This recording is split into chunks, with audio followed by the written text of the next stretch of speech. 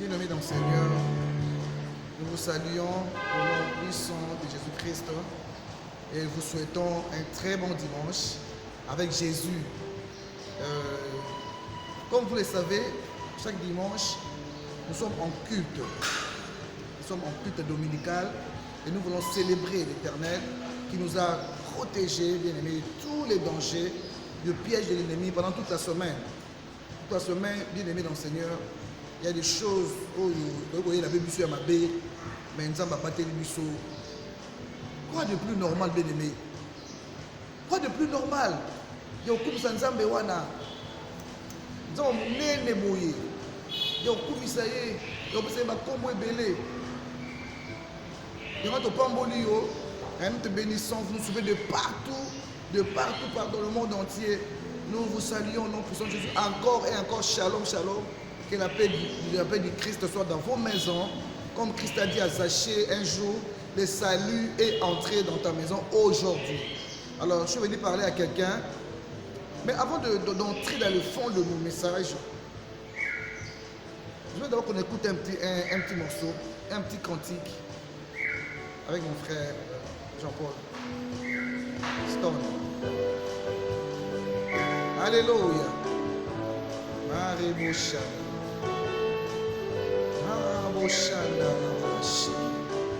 Merci Seigneur. Merci pour cette parole. Merci Jésus. Merci pour cette journée de bonnes nouvelles. Alléluia.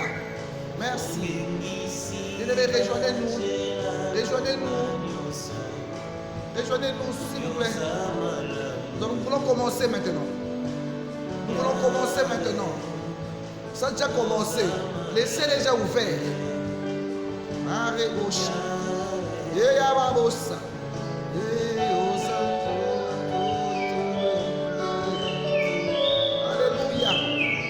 Alléluia. Nous sommes infiniment reconnaissants, Seigneur. Merci. Merci, Seigneur. Merci, Seigneur.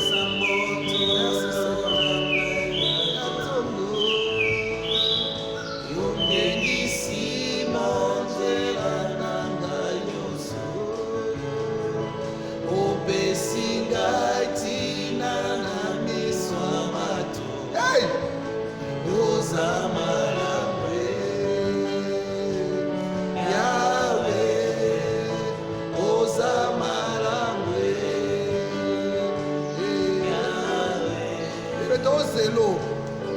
Banda, Tozelo, bien-aimé, Kota, abonne-toi, Tozela, Toto Banda. Alléluia.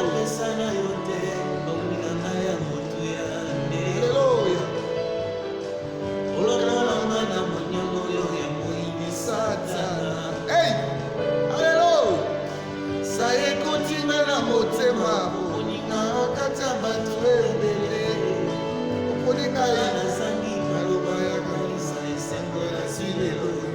Alléluia. Nous sommes sous de Kufakala.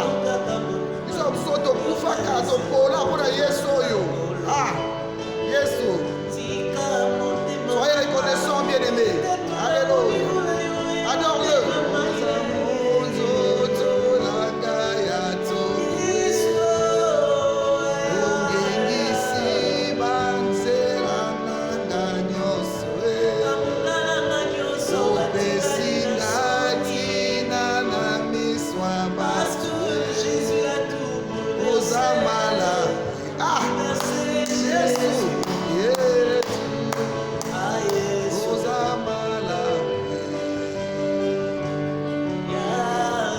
Seigneur, merci Frère Stone.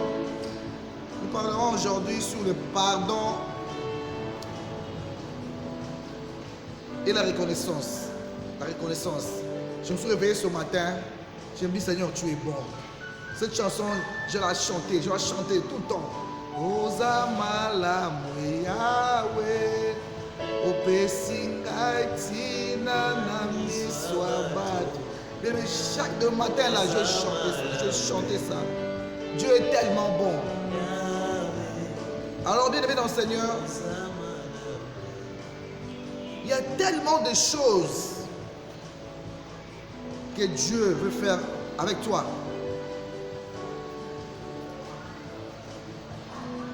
Il y a tellement de choses que Dieu fait avec toi, mais qui sont freinées à cause du manque de pardon. L'Esprit de Dieu m'a mis à cœur de parler à quelqu'un ce matin. Et ce n'était même pas mon message. Mais l'Esprit m'a dit, avant de commencer, parle à quelqu'un. Il a dit, il a manque de pardon. Bien aimé dans le Seigneur, pardonner est certes difficile. Qu'on dit que c'est pas si. Mais refuser de pardonner, c'est négliger le pardon que Dieu t'accorde lui-même par Jésus-Christ. Matthieu 6, 12, nous connaissons ça, cette prière, le prière que Jésus nous a laissé. Nous sommes sur Matthieu, Totangango, Toloango, Kwabachiakou. Na molimo. Et l'obini, Matthieu 6, 12. Pardonne-nous nos offenses, comme nous aussi nous pardonnons à ceux qui nous ont offensés. Bien-aimé dans le Seigneur, lorsque tu pardonnes, Dieu t'approuve. Tu comprends? Dieu t'approuve. Et son approbation fait de toi un candidat à l'élection. Alléluia. Tu as vu Joseph? Bande on ba sala e mabe na ba tongo na mutu moko. Bande kone ba sala e mabe a makasi. Nzoko di Joseph ebete mabe ba osala wana ezali pona ko tombola ye. Bateka ye, babuaka ye, bateka ye, bazo lamba na ye. Bien aimé dans le Seigneur, papa ko la makila taba. Bakosa, bandeko de propre. Bien aimé, mais il aurait pu se venger de ses frères. Ta moni bango ya baki bango. Bango ya baki était bien aimé dans le Seigneur.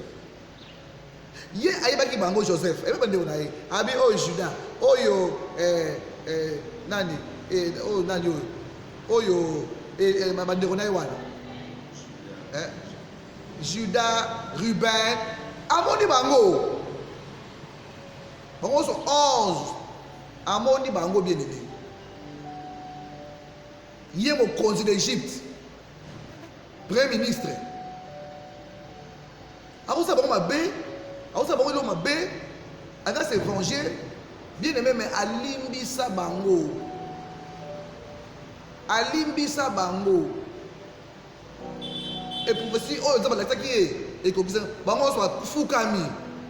Ils sont prosternés devant Joseph. Et là, Judas, et là, Ruben, et là, Simeon, et là, Nephtali. Et bango nyonso bien aimé, fukama. Ba parents ba yé. Jacob a été là, pour acheter ça pour faire.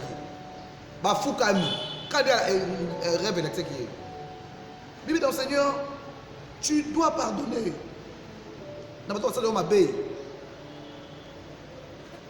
Je prie que le Saint-Esprit te rende capable de pardonner au plus profond de toi, bien-aimé dans le Seigneur. Je prie que l'Esprit du Seigneur, bien-aimé dans le Seigneur, attirer mon livre, on a pardon. Naotanga, il y a sous qu'on a pardon, bien-aimé. Mais si vous avez un message, on a pour quitter. L'Esprit de Dieu m'a mis ça à cœur. Ce matin, à 4h30 quand je priais, à Tinabi, tu dois parler sur le pardon. Parle pour un temps. Et ça, on a Kangola, bien aimé. Aucun blessure intérieure, yaya. Mais il y a quelque part, on s'en appelle Zambé. Combien de fois on bien aimé dans le Seigneur et que Dieu nous pardonne. Éphésiens 4, 32. Soyez bons les uns envers les autres. D'être 31 lobby. 31. Éphésiens 4, 31, 32 à 32. Que toute amertume, toute animosité, que toute colère, toute clameur, toute calomnie, toute espèce de méchanceté disparaissent du milieu de vous. Soyez bons les uns envers les autres, compatissants, vous pardonnant réciproquement comme Dieu vous a pardonné en Christ. Pendant que biso ba ana mbulo to sala makambo ebele masumo ebele za limbisa ngai bongo na kangalo ndeko kanda pona nini naza programmer na kanda tene sa bato bongo to so mabe wana okangele kanda 2020 okela 2021 on dit que coronavirus est là yo la kanda confinement esili yo la kanda état d'urgence 1 d'urgence 2 o comme ya misato yo na kanda bien dans Seigneur et c'est ça là. Oso liwe zuyo na nzela osa ndenge ni ba liwe ko ya bozo ba pete liwe ye e simbio ata corona te osa accident bien de dans okende so na kana mutu osa ba pota ba asokisanga ba balinga ngate yo ka balinga kaote bien mais tu dois pardonner, tu dois pardonner. Je suis la voix qui crie dans le désert na problème na yo te na pe yo pété na pété na zo landanga te na yebité. Mais il dit que tu dois prendre un ndeko na yo, on va prendre un camarade na yo, on va prendre un pardon là-bas, tu dois pardonner parce que le pardon est une puissance qui libère. Le pardon libère, bien aimé dans le Seigneur. Ma blessure intérieure, wana, et quand il nous pardonne, les jours où tu pardonnes, bien aimé, au comment la blessure, wana nyonso, et kokima, au nom de Jésus. Je parlais à quelqu'un. Amen. Maintenant nous passons à notre message de ce jour. Nous allons lire dans Ecclésiaste. Ecclésiaste. Merci Saint-Esprit. Merci. Merci Seigneur. Nous avons un problème là, nous devons pardonner. Vous pouvez pardonner dans mon numéro qu'on va pardonner, bien aimé dans le Seigneur. Le numéro est affiché au bas de l'écran. Au bas de l'écran. Benga biso de mon numéro. Benga biso to bon de la peau na yo. Ah, to bon de la peau na yo. Ecclésiaste. Chapitre 7,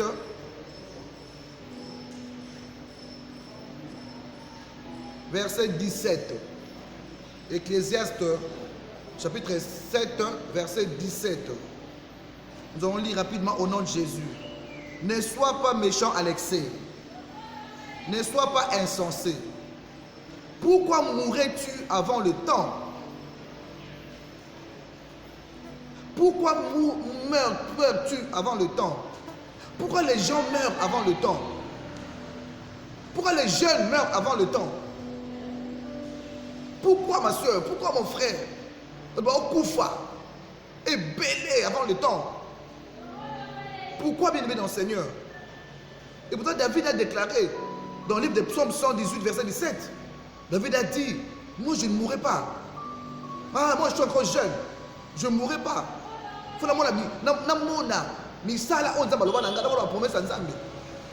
vivrai, je raconterai les œuvres de l'Éternel. Moi je ne mourrai pas. David a refusé la mort bien-aimé. Pourquoi les jeunes meurent comme ça? Pourquoi les jeunes meurent avant le temps? Et c'est la volonté de Jésus. Et la volonté de Jésus avant le temps. Je ne pense pas. Attends, je vais te donner deux preuves. Au moment où Jésus a raté l'Iwa, il a l'Iwa et les jeunes. Bien aimé, nous avons attiré dans mon kid.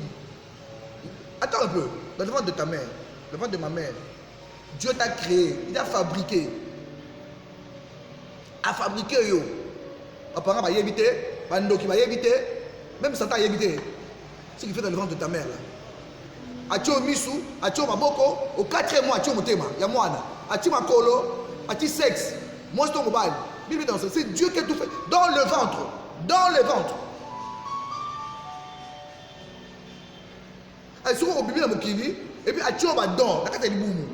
Alléluia. Atio va potentialité la carte du boum, bien aimé. Atio va talent dans le boum. Après sur grâce, bonheur dans le boum. Surtout quand vous matin. Combien d'enfants meurent? Car ma beauté, vous tombez mes longues. Mais yo botama. Bien le Seigneur. Nzambe wana ba projet ça dans le boum na yo, dans les simbité, allez yo kufi. Yo kufi. Poani. Il y a utilisé ça retourne. Mais pourquoi mourrais-tu avant le temps? Poani. Pour les jeunes, vous kufa. Ta mère est morte à quel âge? Elle avait quel âge? Elle avait 30 ans. 45 ans, pourquoi Nine? Bible, attends.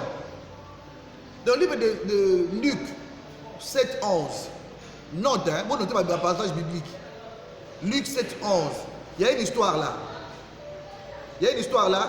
La mort du fils de Naïm, de la veuve de Naïm. Il y avait une veuve qui s'est mariée normalement. Après tout le monde a normalement. Dans l'espoir que moi, on a attendu ma classe. On a un jour. Oui, dans le Seigneur. Un jour, son mari meurt. Oh. Bien aimé, attends-moi là. On parle papa Koufi. Attends-moi là. Moi, on a mobali. Espoir ezali. Moi, non, un jour, on a bien aimé. Gênant, moi, là. Moi, on a boué. Moi, on a ça, makila. Ce garçon est mort. Maman wana bafinga endokie ale mbana ale mwana ndoki na okunda yo lelo le mwana bien aimé maman azali na tristesse, c'était une veuve balele bembe bazo bima na ndako boke cimetière bien aimé baoke ko kunda déjà espoir hein eza souté bien aimé nous na ote lelo bo na culte oyo il y a le 25 mai oyo 2020, bien aimé, nous avons deux hommes selon nous qui sont koufa. Attends, ok, ne kunda. Attends, kunda déjà. Lazare a kunda. Oui, ils sont là. Ils sont dans un miracle. Bien aimé, bien aimé, koufa. Dans tout ton aïe. Et de partir dans ton corps. De partir malade. Et koufa, paralysie. Donc, venez ma mère d'ailleurs et koufa. Miss koufa. Bien aimé. Ma beaucoup est ça la soubiété. Ma collègue pour la souté. Bien aimé, qu'est-ce qu'il y a? Pourquoi? Je veux dire à quelqu'un que Etawana, ma déjà en Zambété. Ma déjà Yesu te bien aimé. C'est que ils ont cortège funèbre. Ils ont yaboui. Bien aimé, malaboko Yesu pekaka azuka nzela wada. Oh, Jésus est bon, bien aimé. Azu nzela wana kaka bien aimé. Et mukolo wana, loko lelo, bien aimé dans le Seigneur. Il y a eu croisement. Il y a cortège funèbre, na cortège divin. Veut dire les morts et les vivants, les ressuscités. Ils sont moniango, alekana. Bien aimé, aujourd'hui je parle à quelqu'un. Il y a un point de rencontre entre la mort et la vie. Lélo, attention, bien aimé. Samedi prochain, au coma. Parce que bien aimé. Il y a un point de rencontre maintenant. Il y a un croisement maintenant. Oui, malade, alors c'est par ses maîtres, nous sommes guéris. Attends, l'Iwa bien aimé. Écoute, c'est quoi? Ouais, Miko est dans la kunda. Mais ouais, biso, Moukou attend beaucoup dans la kunda. Le tombeau est vide. Ouais, biso a c'est quoi? Avant, il a droit à papa. Il intercède pour nous, c'est notre avocat. Mais le dos, tu ne mourras pas. Soyez sur Koufa qui? A c'est quoi qui? Et à cause de Théo, Koufa. Mais Christ est mort à 33 ans. À cause de Koufa, il est à 33 ans. Il est ressuscité bien aimé dans le Seigneur. Yoko sait quoi nous avons. Attends, maintenant ils ont changé. Parce qu'il y a maintenant bien aimé, il y a maintenant croisement. Il y a maintenant croisement. Il y a le funèbre, cortège funèbre, maintenant cortège divin. Ma koutani. Abina bango, dépose le cercueil. Oh, il y a pas de batouane. Ni nango ni. Abi, tire cercueil nassé. Bi tire cercueil nassé. Le ordre l'homme ça va de l'eau. Même si bien aimé, parce que quand on a eu, babi, tu auras beau dans un mois, dans juin, et aussi maté, bien aimé dans le Seigneur. Christ a pris ta chose en main. Il a pris ton histoire en main. Il a pris ta maladie en main, bien aimé. Il a pris ton problème en main. Et que Simba a tamoukété, quel que soit leur complot, leur piège, bien aimé, je parle à quelqu'un. Surtout de parler à quelqu'un, bien aimé dans le Seigneur. Tu ne mourras pas avant le temps. Tu ne mourras pas. Attends, qui t'a bien aimé dans le Seigneur. Même malade de corona, il fallait Afrique, on veut koufa. Selon ma quelqu'un dans Bango, Afrique, ce malade est commis. Bien aimé, toi, tu as propriété. Toi, tu as propriété à ma longaté. Toi, la masque à ma longaté. bien aimé. Moi, je suis masque et ça a été bien aimé dans le Seigneur. Soit bien sûr Corona comme l'Afrique, aussi la RDC, aussi la Mbinzo. Bien aimé, ils sont surpris. Ils sont surpris, bien aimé dans le Seigneur. Dans la 26 provinces, on a mort à la Missoyo, 26 provinces, na RDC au Bimba, car 2000 cas, il y a solo. On a ailleurs, 300 000, 78 000. Biso kaka 2000 et puis 2000 il y a manœuvre. Ah. Mais dans le Seigneur. 10 secondes 61 morts. Hein? RDC Mobimba. RDC Mobimba bien aimé. Moi comme on est loyo 61 morts dans coronavirus. Bon dit bango que dans de beaucoup zambete. Quel beaucoup zambete bien aimé. Ya so atayo kwa ya kate. Zambete atayo apayen. Yo ko te beaucoup zambete salia. Mais pendant le confinement, nous adorons Dieu. Après le confinement, nous allons adorer Dieu. Tout le ça nous a bien aimé. Tout le monde a barre, tout le monde a barre, tout le monde esprit de mort, là-bas. Il faut qu'il y ait une église bien aimée dans le Seigneur. Il y a une barre, hein? Bien aimé dans le Seigneur. Oui, mais que Jésus est moi, j'ai un homme. Lève-toi. Jeune homme. Donc, là, qui jeune, bien aimé. Ah, qui jeune. Ah, bien jeune homme. Lève-toi. Au combo, tu es jeune. Hein, frère? On a besoin de la carte belé. Pour les jeunes malades, ils vont hernie, tuber, souridini. Hein? Ils sont jeunes marins. Pourquoi? Pourquoi bien aimé dans le Seigneur? Ils sont à côté de l'eau. Alors, il y a Yoko, malade Wana, et Bakatambam. Et Bakatambam, bien aimé. Bazo, il y a un garçon, un pantalon, un jean, un moukaba, un sketch, bien aimé. Vous savez quoi? La mouka, la cercueil. Azouye, après maman naïe. Maman Azouye, moi, bien aimé. Le lot, bien aimé. Le lot, bien aimé. Le lot, bien aimé. Oh, nyonso wa moto la yo. Ata basi ba ke nango déjà bien aimé. Ba ke na molimo na yo ezonga au nom de Jésus. Ezonga au nom de Jésus. Mais maintenant na ka mo sakoli, là sur la lobby, lola ezako acté. Et la Bible dit, notre Dieu est derrière la parole de ses serviteurs pour l'accomplir. On dit Nzambe mais aujourd'hui on va dire, on va brancher, bien aimé. Brancher bien, on va avoir un miracle dans le Sikoy. Au nom de Jésus-Christ. Bible dans le Seigneur. D'abord de chuter Sikoy. Bible lobby boye. Dans Psaume 82. Je crois que tu notes, hein. Psaume 82. Pour que tu aussi ça. Psaume 82. Nous sommes dans un culte bien aimé dans le Seigneur. Je sais que tu as ta Bible. Ok? Toi, ta Bible, je comprends du contraire. Tout ça va live.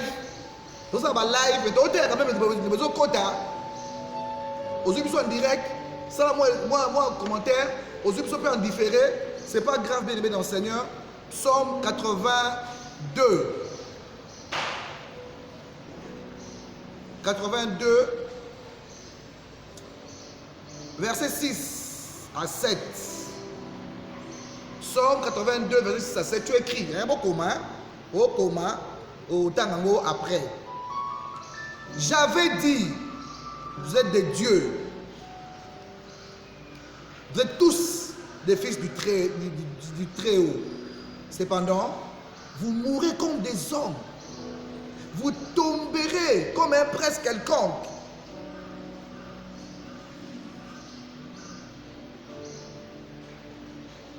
Nzamba epsi Moïse.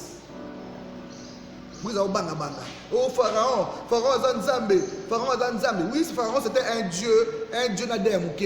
Pharaon était Nzambe, bazo banga ye, bafuka melaka ye, basambe melaka ye. Moïse a yebi, avant il a ndako Pharaon, a yebi babitu na Pharaon, a yebi ke mo mobali o, ana nguya osaka na ngote nguya molili. Nzamba epsi, je te fais Dieu devant Pharaon. Comment a été dans sa lion Zambie? Ils ont qu'à moi, mais l'auteur a qu'à moi. Ah oui, mais c'est pour vous êtes des dieux. Tu as créé l'image de Dieu. Tu as créé l'image de Dieu. Moi, Nzambe te bien aimé. Bako yeba papa oyo ke moi na ye nani na ba traité yo na kela yo na kela bien le Seigneur. C'est Dieu qui t'a créé. Même dire qu'il crée l'homme à l'image de Dieu. Il crée l'homme à son image. Donc vous avez l'image de Nzambe. Est-ce que vous avez l'image de Nzambe? Hein, ma famille, mon frère, ma soeur. Vous avez l'image de Nzambe? Dieu crée l'homme à son image. Baji tata na bino, bache yo, babi oyo, photocopie à papa la bango. Ses frères et comme son père, n'a dit ça.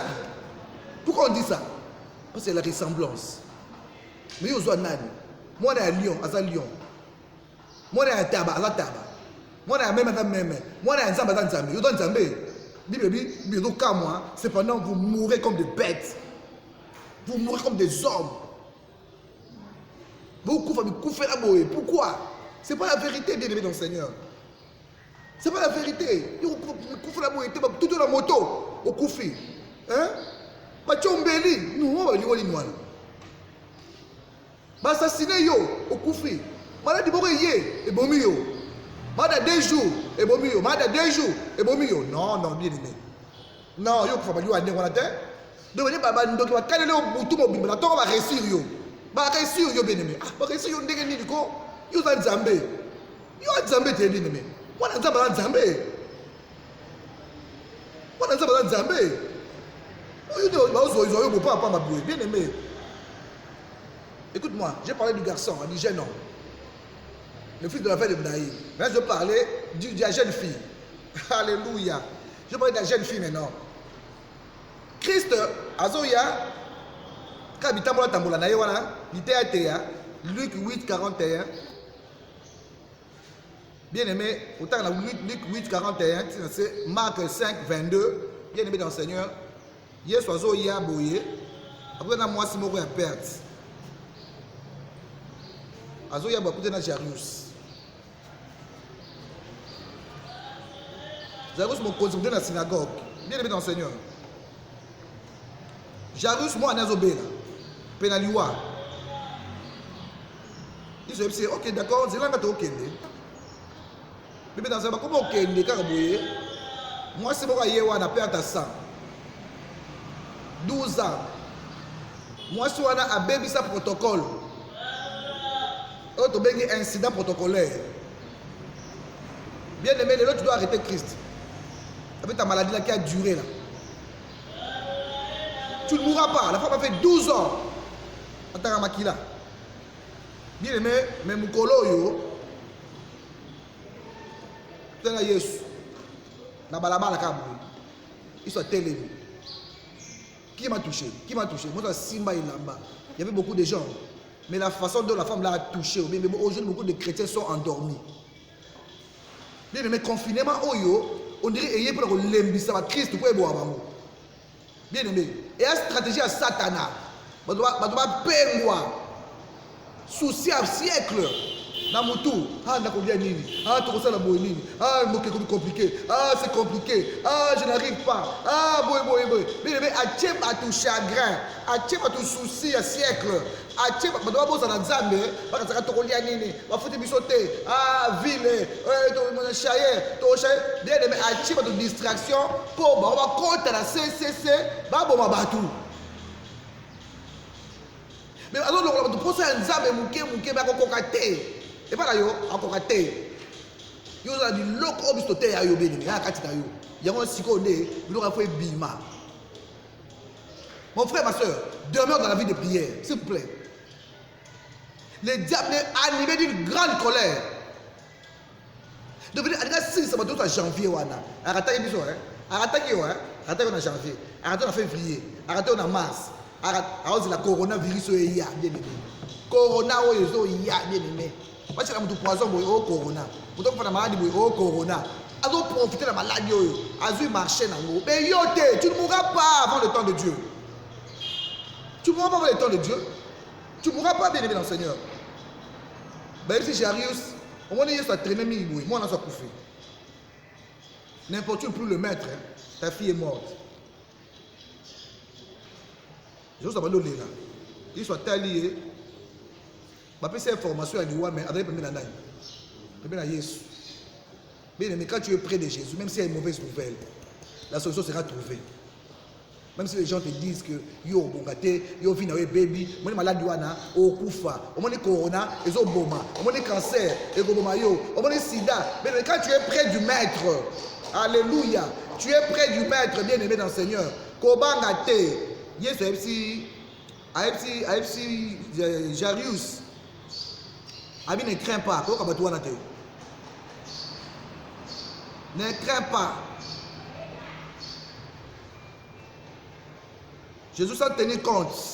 Luc 5 et Marc, pardon, Marc 5, 36. Jésus s'en tenait compte de ces paroles, dit au chef de la synagogue, ne crains pas. Quoi seulement, je suis là. Je suis même dans la barque. Hein? Jésus allait dans la barque. Bonge, il s'en l'a mis. Bien aimé. Il faut que la vie on a su que Jésus a mené. Zaka sûr, s'il est là, attaque s'il est là, on doit balouki. Bien, on doit balouki, on koufi. Yo koufate. Parce qu'il y a retiré le cas. Attaque malade, tu as le poison.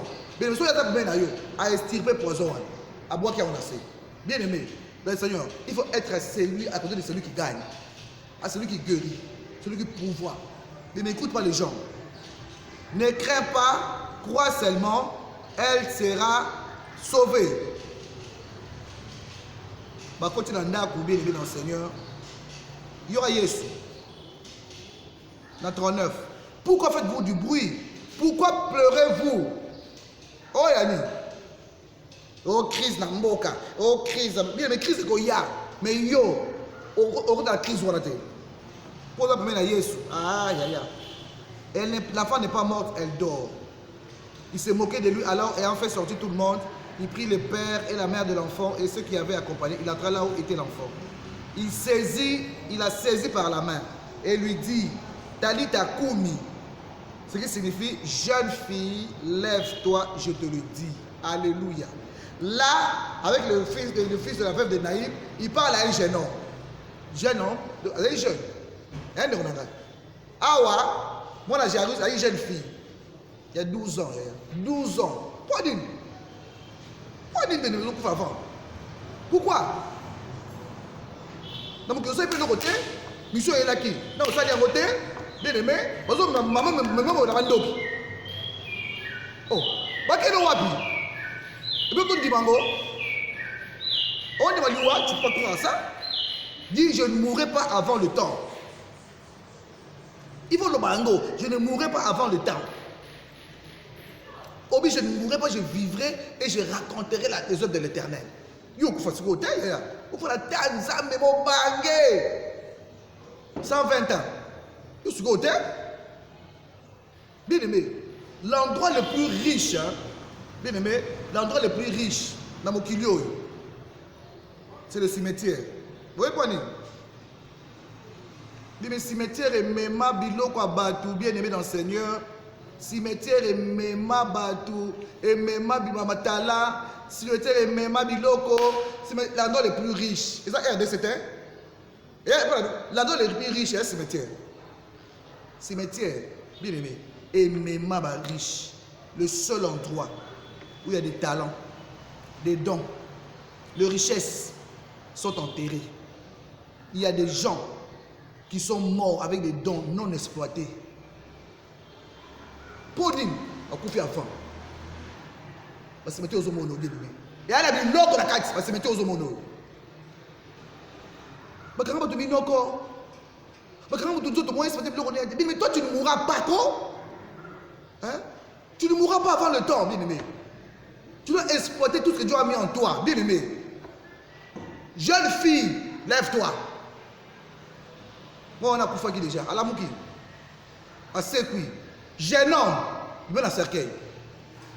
Lazare sort. Bien aimé. Olivier Nidras. Olivier, pas le ballon d'Egeni. Jeune homme, Abiki. Jeune fille, Abiki. Lazare, nous t'as dit, Makunda est déjà. Makunda déjà. abiki. Obakele cimetière, abiki. Okufi na ndako, abiki. Bébé, vous savez dans ça bête, ils sont à Mokondi. Il dit une chose et la chose s'accomplit. Obangani. Obangani. Madone bomaote. Pour un moana, ba nyongo wane bomaote. Et bon monte bien aimé dans le Seigneur. Tu vivras. Yo dans le bal bien aimé. Ola ko ba dans zelayo. O bala, o boti. O que cimetière no monate. O que cimetière o balade, o botate, bien aimé. O kundiyo. Na ma trompe nyoso, na ma belle mesa mwana bien aimé, et mais ça mwana te, yo trompe bota mwana te, na cimetière. Ya na ngai, pourquoi? Yo so boy di wana yo. Aboy di wa jeune fille moko, aboy di wa jeune femme moko, aboy di wa jeune homme moko. Aboy. Aboy bien aimé dans le Seigneur. Aboy yango. Yo frère, nano salité, nano zukutu moi ata musute, nano soite lo mo lo malonga te bien aimé. Nako to balité bien aimé. Bilo ko sala yo sala mo te. Yo kufa. Okufa? Hein? OK, bilo ko nzo bachaka na yo. Dans le cimetière. On va enrichir le cimetière. Aïe aïe aïe. Non, moi je refuse. Moi je refuse que tu vas enrichir le cimetière. Hein? Tu es dans l'endroit le plus riche, soit tout l'endroit le plus riche. Et ça, wapi? Il y a un cimetière. Dans le cimetière. Il sera biloko et zali bien aimé. Biloko. Batei binene. Bala likuna. Bana mayele, ba technicien, ba ingénieur, oh ba génie, voilà likuna. Ba don ça peut-être na yo bien aimé, et là likuna. Olo ke na ba don. Olo ke na ba don no so bien aimé. Oh va enrichir cimetière? Non. Alors bien aimé, ce matin je veux prier pour quelqu'un. Tu veux prier pour quelqu'un? Tu crois que ta vie était finie? Ta vie était terminée. Tu crois déjà mort. Mais il y a des gens qui sont morts. Attends, là. C'est pas koufa. La vie, non, bien aimé. Tout ce que tu fais ne marche pas. Tu n'avances pas. Tu ne progresses pas. Maboko kangama, munonayo. Ekangama, makonayo. Ekangama, tu tournes en rond, bien aimé. Tu t'appelles un mort. Parce qu'un mort ne bouge pas. Un mort ne parle pas. Ato beti mbata bouge raté. Maboko na ye bakangi na col. Munoko na col. Mako na col. Miso bakangi na col. Donc moyen asala ezate. Mais quand tu n'es pas comme ça, tu as encore envie. Tu as encore le sang. Mais les adonne dans d'autres bien aimé. Tu as encore l'esprit de Dieu en toi, l'espoir est en toi bien aimé. Pourquoi te laisses aller comme ça? Pourquoi te laisses aller? Omitika! Hein? Obi, liwa voya ozwanga Yesu Kristo ayaka enlèvement ça mukoni na kendi kendi. OK de wa. Bon, OK voilà Lazare. Le pauvre Lazare. Pauvre Lazare mukili oyo. Bien aimé. Ba mbo ba lembo la ba pota, pauvre Lazare. Akomi na lola kuna ba otindi na lola na riche. Bien aimé ngana pauvre Lazare te. Ngana ko bonga awa. Bien il faut bonga na mukili oyo. Yesu alobi yango. Era mutu moko te. Et a quitté son père, sa mère, ses biens. Non, bien aimé. À de l'autre côté. C'est impossible. À cause de quelqu'un. Oh, puis la vie éternelle. Bien aimé. Bilo zoom kilo. Bilo, c'est un bon ensemble. C'est un bon ensemble, bien aimé. Oh, ça t'a beau là na jardin d'air. Mais t'as Christ taillé. T'as ma couffé dans les 3 jours. Il a récupéré tout. Après, c'est mission bien aimé. Tu ne peux pas manquer. David a lobby, l'Éternel est mon berger, je ne manquerai de rien. Quand l'Éternel est ton berger, bien aimé, tu ne manques de rien. Ton problème, hein, tu n'as pas Jésus. Ton problème, hein, les choses de ce monde, de ce siècle, et kangiyo, nan de l'autre côté, tu peux commencer à penser aux gens. Bien aimé, au ressuscité, pense d'abord à Jésus. Pense d'abord à Jésus. Pense d'abord à Jésus. Il y a touché mi tema ya batu, ba yo pambola yo. Jésus, celui qui va toucher le cœur des gens bien-aimés dans le Seigneur.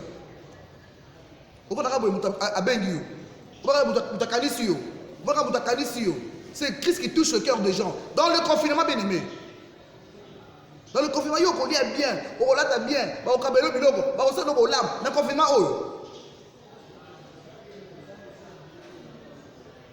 Alors, bien-aimé dans le Seigneur, j'avais dit, je prie pour quelqu'un là, qui est déjà fatigué. Quelqu'un qui est fatigué, il se dit, je suis fatigué, je ne sais plus quoi faire. Mais maintenant, je parle, je prêche comme ça, pasteur. Mais moi là, je n'ai personne pour m'aider. Mais oui, tu n'as personne, mais Jésus-Christ est là. Il est là, bien-aimé. Sois sûr que Christ est à tes côtés. Sois sûr qu'il est à tes côtés. Voilà pourquoi dans les noces des canons, au moins ils étaient sûrs que Christ était là.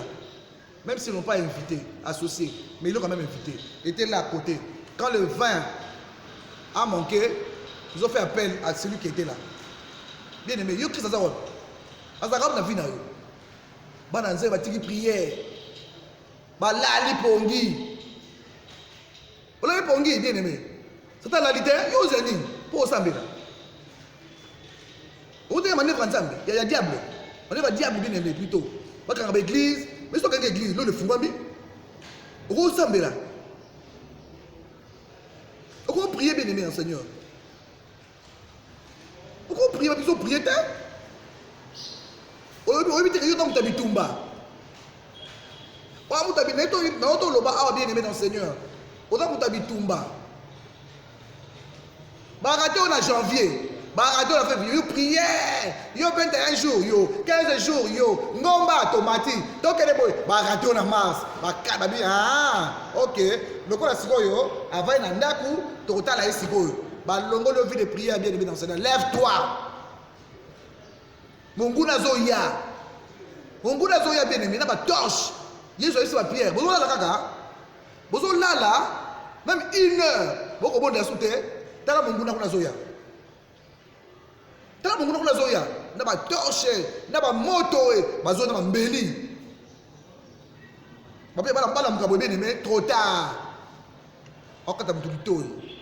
Ezo ko sambelati. Yo sambelate. Ya bituma mulinga ya mulimu. Eza nduto te. Iso soka bitoi wana azongisa pierre.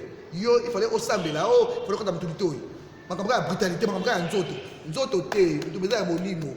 On a oh bien les molimo yo akalela okala sunga yo bien de ba kalela biso kala bien aimé to kalela biso kala ngala bongi te na tika Yesu pour la suka wabi so bitumé na butu abundelinga so na lali ya moi abundelinga poni il faut la mena ngai bien aimé il faut que Christ soit à côté de toi. Tu ne mourras pas jeune, tu ne mourras pas jeune tel que tu es là. J'ai pris Dieu pour bénir une famille. La famille où ma tag est la famille Nabino. Bien aimé, Zambo yo, auto ça il a allongé la matanga wale.